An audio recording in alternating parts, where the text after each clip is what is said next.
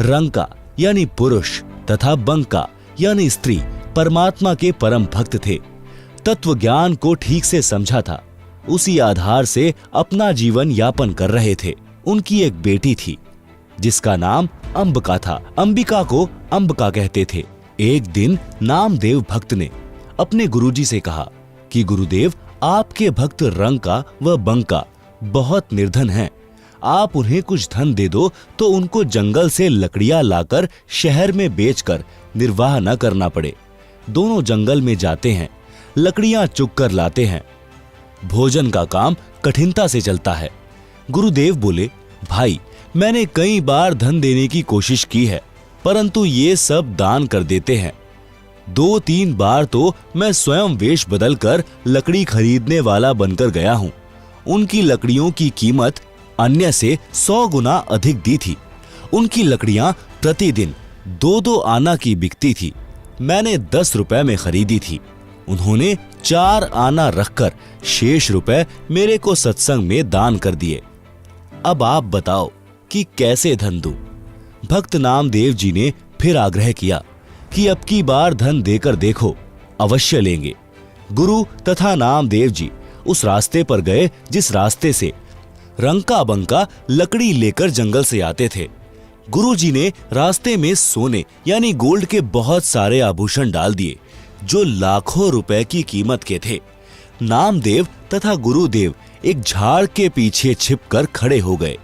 रंका आगे आगे चल रहा था, सिर पर लकड़ियां रखकर, तथा उसके पीछे लकड़ियां लेकर बंका 200 फुट के अंतर में चल रही थी।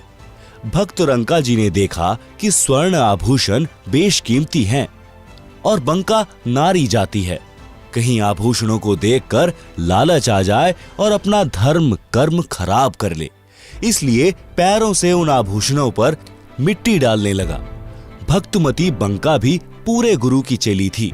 उसने देखा कि पतिदेव गहनों पर मिट्टी डाल रहा है, उद्देश्य भी जान गई। आवाज लगाकर बोली कि चलो भक्त जी, क्यों मिट्टी पर मिट्टी डाल रहे हो? बंका जी समझ गए कि इरादे की पक्की है, कच्ची नहीं है। दोनों उस लाखों के धन का उल्लंघन करके नगर को चले गए। गुरु जी ने कहा कि देख लिया भक्त नामदेव जी, भक्त हो तो ऐसे। एक दिन शाम 4 बजे गुरुजी सत्संग कर रहे थे। सत्संग स्थल रंका जी की झोपड़ी से 4 एकड़ की दूरी पर था। रंका तथा बंका दोनों सत्संग सुनने गए हुए थे।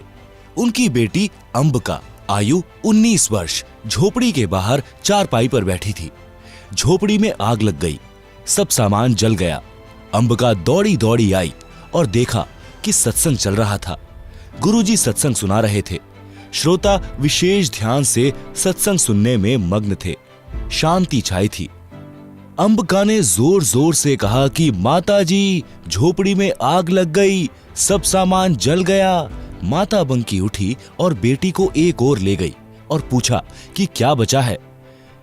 बेटी अंबिका ने बताया कि एक चारपाई बाहर थी, वही बची है। भक्त रंका भी उठकर आ गया था। दोनों ने कहा कि बेटी, उस चारपाई को भी आग के हवाले करके आ जा, सत्संग सुन ले। झोपड़ी नहीं होती तो आग नहीं लगती, आग नहीं लगती तो सत्संग के वचनों का आनंद भंग नहीं होता। अंबिका गई और चारपाई को झोपड़ी वाली आग में डालकर सत्संग सुनने आ गई। सत्संग के पश्चात घर गए। उस समय का खाना सत्संग में लंगर में खा लिया था। रात्रि में जली झोपड़ी के पास एक पेड़ के नीचे बिना बिछाए सो गए।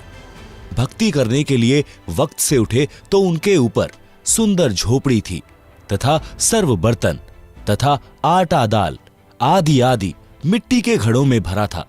उसी समय आकाशवाणी हुई कि भक्त परिवार, यह परमात्मा की मेहर है, आप इस झोपड़ी में रहो, यह आज्ञा है गुरुदेव की।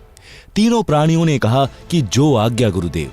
सूर्योदय हुआ तो नगर के व्यक्ति देखकर आश्चर्यचकित रह गए कि जो झोपड़ी दूसरे वृक्ष के साथ डली थी उस पुरानी की राख पड़ी थी। नई झोपड़ी 1 सप्ताह से पहले बन नहीं सकती थी। सबने कहा कि यह तो इनके गुरुजी का चमत्कार है। नगर के लोग देखें और गुरुजी से दीक्षा लेने का संकल्प करने लगे। हजारों नगर वासियों ने दीक्षा ली। यह सब लीला परमेश्वर कबीर जी ने काशी शहर में प्रकट होने से लगभग 200 वर्ष पूर्व की थी। उस समय भक्त नामदेव जी को भी शरण में लिया था।